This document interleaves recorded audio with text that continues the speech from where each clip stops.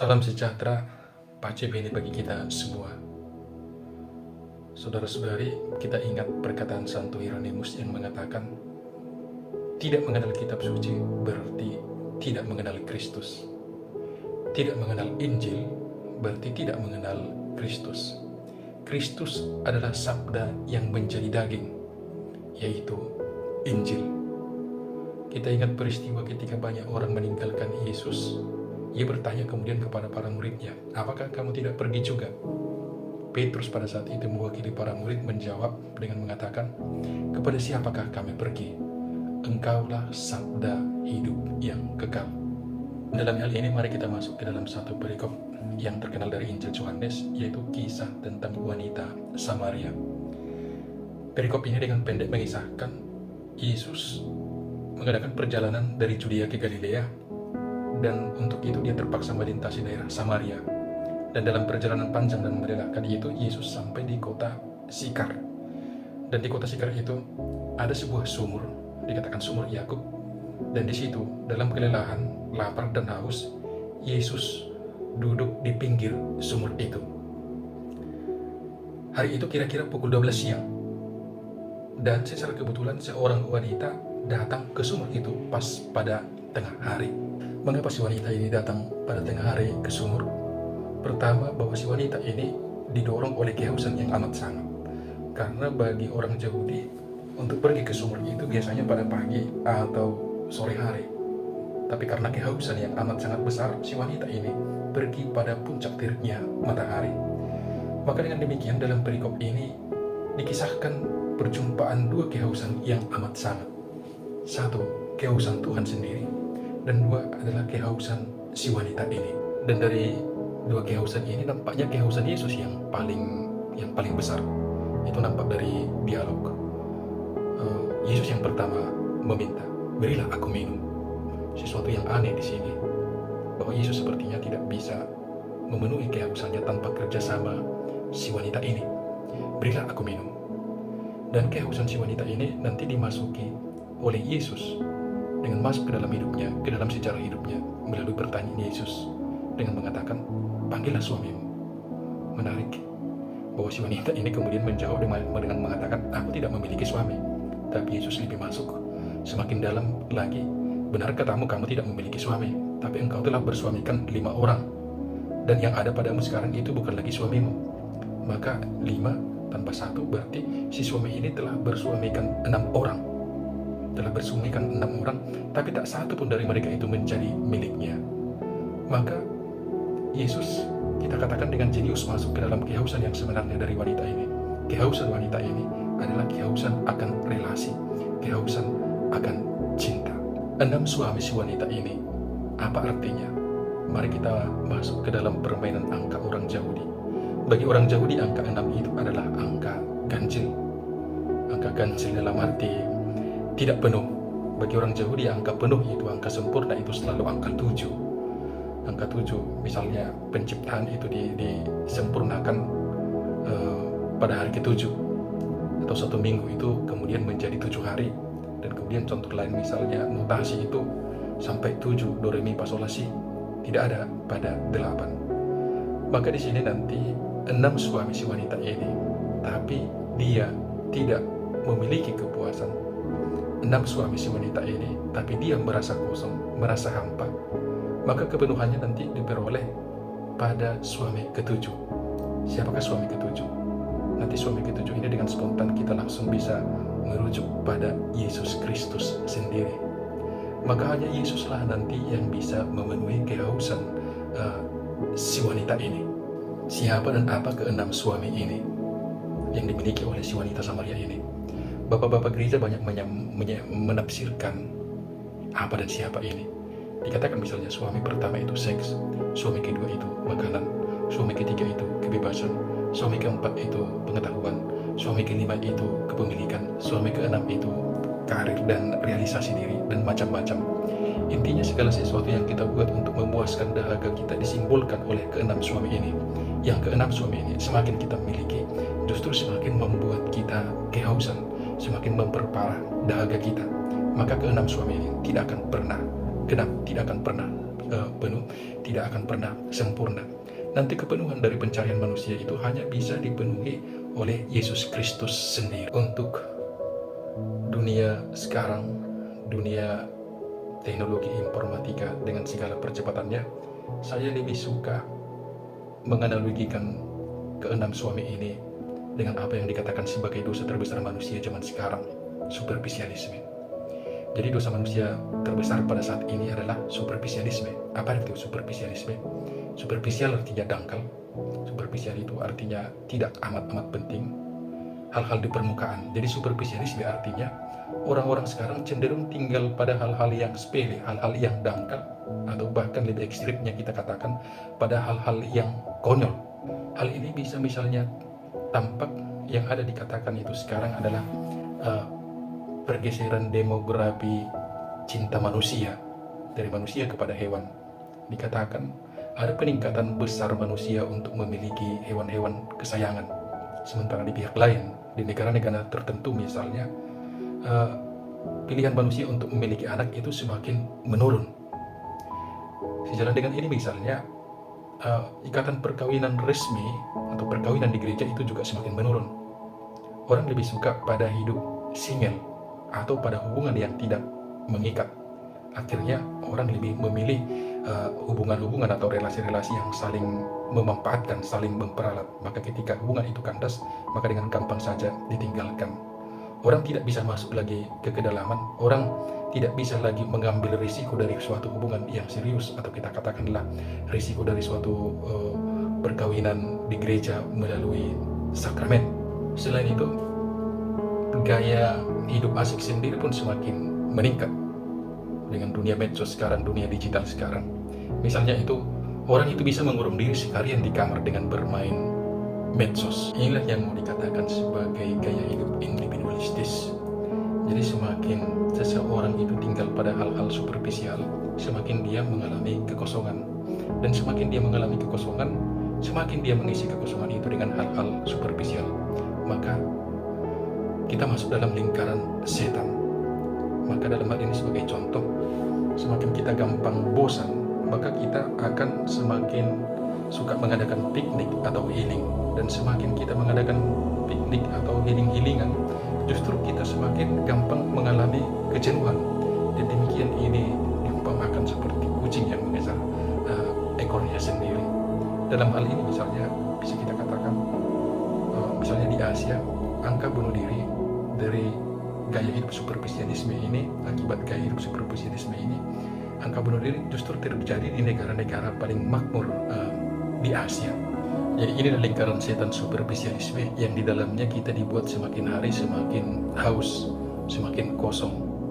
Dan yang lebih ironis lagi, dunia pasar sekarang memanfaatkan kekosongan ini atau kesepian manusia ini sebagai pusat pasar. Jadi kita tahu misalnya dunia, kalau dunia sekarang itu lebih dipahami sebagai dunia ekonomi. Dunia dalam kurung ekonomi, itu tugasnya sekarang adalah bagaimana membuat roda ekonomi berputar sekencang mungkin.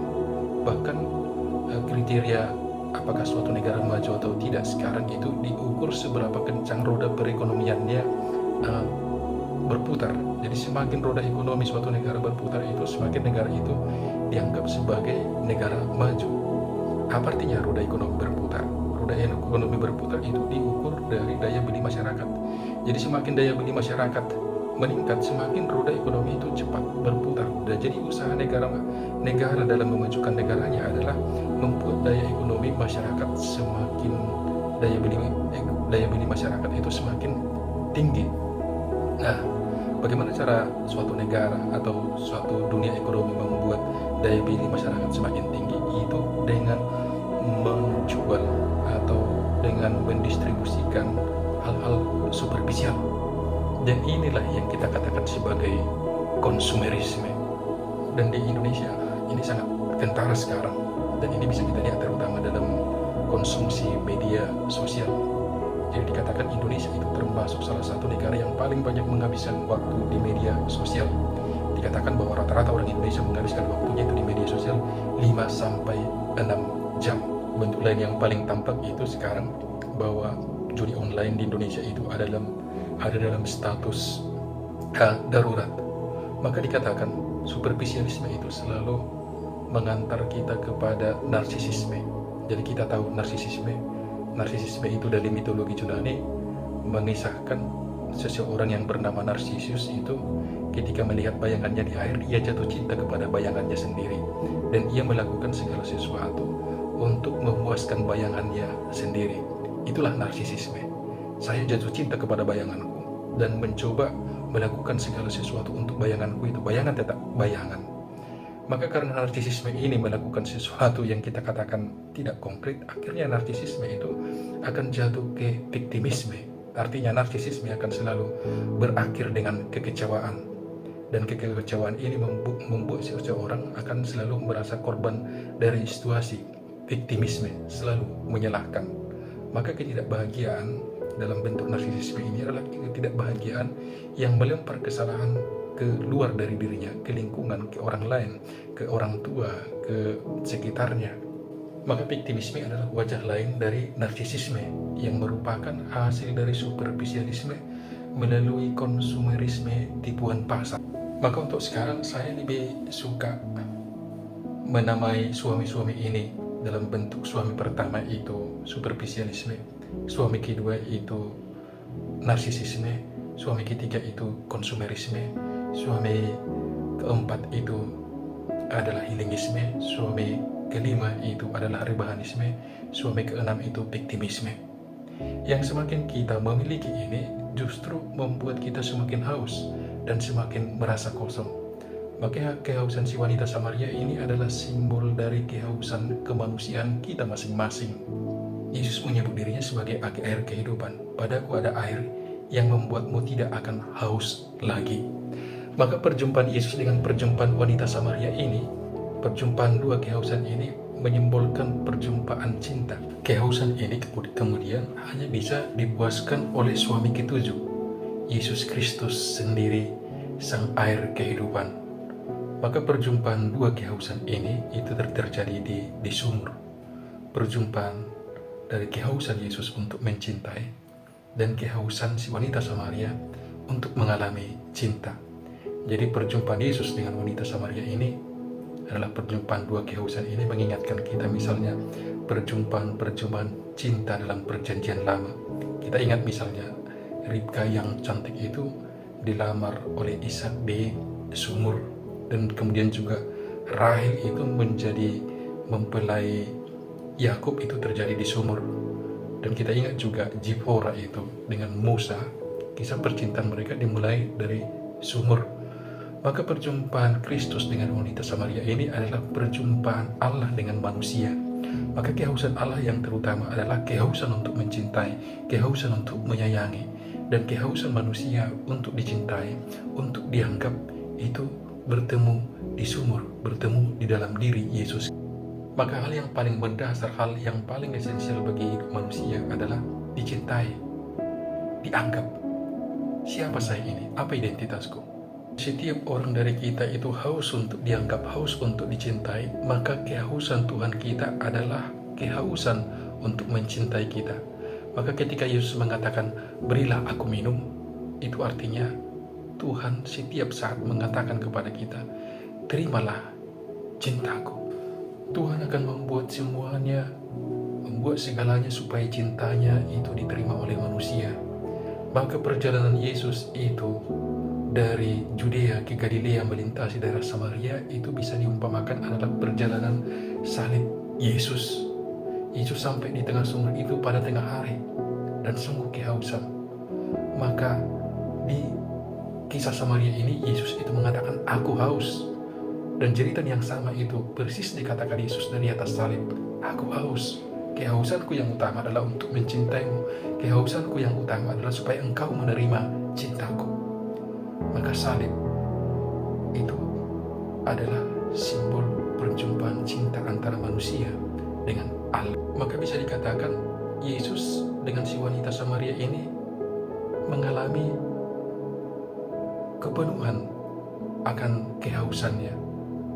Jadi kalau kita baca lagi Injil, kita kembali ke Injil, Yesus akhirnya tidak dikatakan meminum air yang dari sumur itu. Ketika murid-murid datang kembali, mereka heran bahwa Yesus tidak mau minum, Yesus tidak mau makan. Maka mereka bertanya, adakah seseorang yang memberikan dia makan atau memberikan dia minum? Yang memberikan Yesus makan, yang memberikan Yesus minum adalah si wanita Samaria. Bukan dengan air dari sumur, tapi dengan cintanya. Dan di pihak lain bisa juga kita baca dengan detail si wanita Samaria. Dia tidak jadi menimba air ke sumur itu. Bahkan dia meninggalkan tempayannya, meninggalkan gentongnya di sumur itu. Dan dia pergi dengan sukacita kepada orang-orang Samaria, kepada orang-orang sekampungnya, dan mengatakan, di sana aku telah menemukan air hidup, air yang tidak akan pernah membuat aku haus lagi. Dan demikianlah perjumpaan ini, perjumpaan cinta. Makanya dikatakan perjumpaan Allah dengan gereja sebagai mempelainya. Allah yang begitu haus untuk mencintainya dipuaskan ketika manusia, ketika gereja itu menerima cintanya. Maka saudara-saudari, hal yang paling mendasar dalam hidup kita adalah cinta, relasi. Ketika seseorang menemukan cinta, ketika seseorang menemukan relasi, maka dia akan melakukan hal-hal yang esensial. Maka saudara-saudari, apa artinya Injil? Injil, ketika saya masuk ke dalam Injil, ketika saya mengenal Injil, maka saya akan meninggalkan semua suami-suami tadi, superficialisme, narsisisme, victimisme, konsumerisme, rebellisme. Ketika saya mengalami cinta, maka semua itu akhirnya hal-hal lain itu, suami-suami itu akan kuanggap hal-hal yang konyol. Mengutip Rasul Paulus, dia mengatakan setelah berjumpa dengan Yesus, dia mengatakan semuanya itu akhirnya kuanggap sampah. Dan apa hal yang esensial? Hal yang esensial adalah relasi. Hal yang esensial adalah cinta. Hal yang paling penting bagiku adalah manusia, orang-orang di sekitarku. Ketika aku bisa membina relasi dengan mereka, akhirnya saya simpulkan renungan atas perikop ini dengan perkataan Santa Teresa dari kanak-kanak Yesus. Dia mengatakan, bagiku Tuhan itu cukup. Ketika aku memiliki Tuhanku, ketika aku merasakan cintaku, tidak ada lagi hal lain yang kubutuhkan.